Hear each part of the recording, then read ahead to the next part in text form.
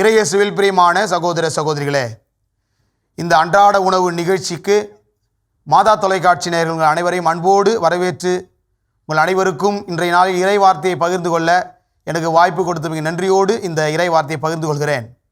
பிரியமானவர்களே, இன்றைய நற்செய்தியிலே நாம் பார்க்கிறோம், கதரேனர் பகுதியில் பேய் பிடித்த இருவரை நலமாக்குகிற நிகழ்வை நாம் இன்றைய நாளில் தியானிக்க இருக்கிறோம்.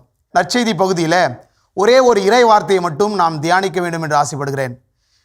அந்த பேய் பிடித்த இரு நபர்கள் ஆண்டவர் இயேசு கிறிஸ்து வருகிற போது இறைமகனே என்ற வார்த்தையை சொல்லிதான் தொடங்குகிறார்கள். இந்த இறைமகனே என்ற வார்த்தையை நாம் தியானிக்கிற போது பல கோணங்களில் தியானிக்கலாம்.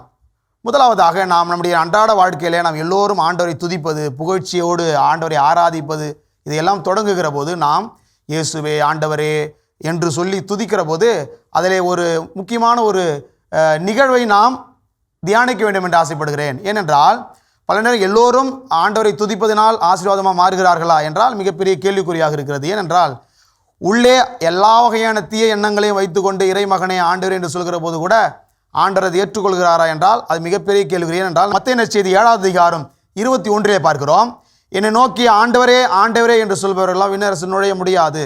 ஏனென்றால் ஆண்டவரின் திருவுளப்படி நடக்கிறவர்கள் மட்டும்தான் விண்ணரசில் நுழைய முடியும் என்று ஆண்டவர் இயேசு பதிவு செய்கிறார். ஆக நம்முடைய வாழ்வில் சற்று சிந்தித்து பார்க்க வேண்டும்.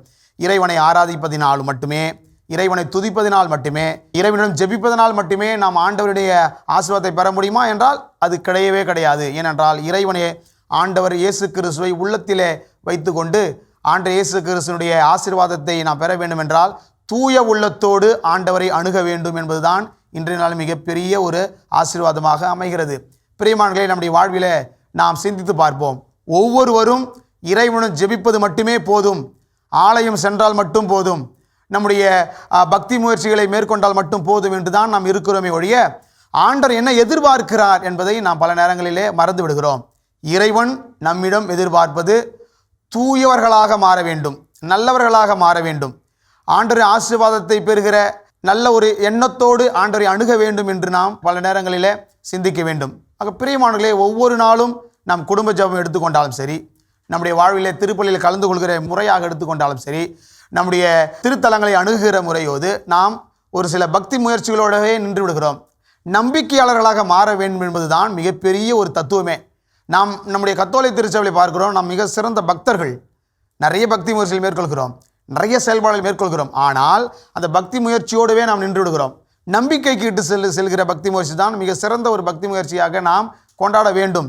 நாம் நம்பிக்கையாளர்களாக மாறுகிறோமா என்பதுதான் ஆண்டவர் இயேசு கிறிஸ்துடைய ஆசீர்வாதம். இன்றைய நாளிலே இந்த பேய் பிடித்த இருவர்கள் கூட ஆண்டவரை இறைமகனே என்று அழைப்பது ஒரு சால சிறந்த ஒரு வார்த்தை. ஆண்டவர் இயேசு கிறிஸ்து இறைமகன் தான். நாம் சொன்னாலும் சொல்லவில்லை என்றாலும் இயேசு கிறிஸ்து இறைவன், இறைமகன். அவரை அழைப்பதினாலோ அவரை துதிப்பதினால் மட்டுமே நாம் ஆண்டவரை அணுக முடியுமா என்றால் அது மிகப்பெரிய கேள்வி. ஆண்டவரை அணுகுகிற போது நாம் எந்த எண்ணத்தோடு அணுகுகிறோம், எந்த உள்ளத்தோடு அணுகுகிறோம், எந்த சிந்தனையோடு அணுகுகிறோம் என்பது மிகப்பெரியது. ஆண்டவர் இயேசு கிறிஸ்து இறைமகன் என்று சொல்கிற போது அவர் பூரித்து அடையவில்லை. அவர் ஆண்டவர் இயேசு கிறிஸ்து இவர் உள்ளத்திலே தீய எண்ணம் தான் இருக்கிறது, இவர் தீய எண்ணத்தோடு என்னை இறைமகன் என்று அழைக்கிறார் என்று உணர்கிறார். அதனால்தான் ஆண்டவர் இயேசு கிறிஸ்து அவர்களை வெளியே துரத்துகிறார், பன்றிகளிடையே துரத்துகிறார். ஆக நம்முடைய வாழ்விலே நாம் சிந்திக்க வேண்டிய ஒரு கட்டாயத்தில் இருக்கிறோம். நகரினர் அனைவரும் இயேசுவை ஏற்றுக்கொள்ளவே இல்லை. ஏனென்றால் அவர்கள் இயேசுவை இறைமகனாக புரிந்து கொள்ளவும் இல்லை, தெரிந்து கொள்ளவும் இல்லை.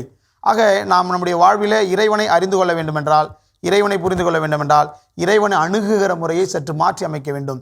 இறைவனை போய் நற்கருணை ஆண்டவரை சந்திப்பதனால் மட்டுமல்ல, நற்கருணை ஆண்டவரை நாம் துதிப்பதனால் மட்டுமல்ல, நாம் எந்த நிலையில் ஆண்டவரை அணுகுகிறோம், எந்த முறையில் ஆண்டவரை அணுகுகிறோம் என்பது மிகப்பெரிய ஒரு உண்மை தத்துவமாக இருக்குது. ஆக பிரியமான சகோதர சகோதரிகளே, இன்றைய நாளிலே நாம் சற்று நம்முடைய குடும்ப ஜெபத்திலும் நம்முடைய தனிப்பட்ட ஜெபத்திலும் சிந்தித்து பார்ப்போம். நாம் சாத்தான் பிடித்த மக்களை தீய எண்ணத்தோடே ஆண்டவர் இறைமகன் என்று சொல்கிறோமா, அல்லது உண்மையாக ஆண்டவரை நம்பி இறைமகன் என்று அழைக்கிறோமா என்று சிந்தித்தவர்களாய் தொடர்ந்து ஜெபிப்போம், தொடர்ந்து மன்றாடுவோம். இறைவன் உங்களை நிறைவாக ஆஸ்வதிப்பார். இயேசுவுக்கே புகழ், இயேசுவுக்கு நன்றி, மரியே வாழ்க.